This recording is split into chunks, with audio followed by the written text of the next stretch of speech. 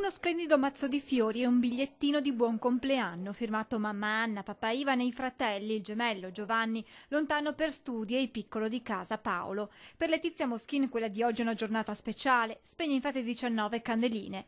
Nell'abitazione di Roncade da domenica sera si continua a festeggiare. Questo compleanno ha un sapore speciale dopo il secondo posto conquistato nella finalissima di Miss Italia. Sudato e meritato, sì. La vittoria le è passata davanti, in pochi minuti il sogno di essere incoronata la più bella è svanito, ma Letizia è soddisfatta della strada percorsa. L'ho pensato, però fino all'ultimo, insomma, ci ho creduto e ho lottato per il primo posto e sono contenta del mio secondo posto, ora come ora.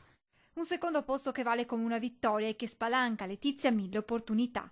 Papà Ivan si rivolge alle realtà venete perché possano investire sulla figlia per promuovere le eccellenze del nostro Veneto. Che ci sia un dopo concorso e quindi che le istituzioni tutte a livello regionale e non, pubbliche, private, economiche e non, colgono questa grande opportunità di avere un'eccellenza anche nell'ambito così della moda e la sappiano valorizzare a dovere.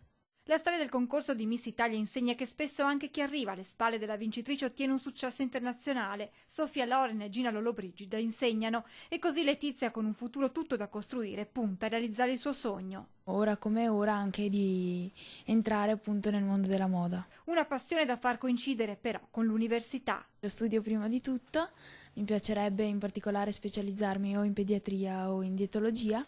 Ad accompagnarla giorno dopo giorno i genitori orgogliosi della loro Miss. È una ragazza che quando si punta su una cosa ci crede fino in fondo e questo è anche bello perché coraggio e tenacia sono delle qualità.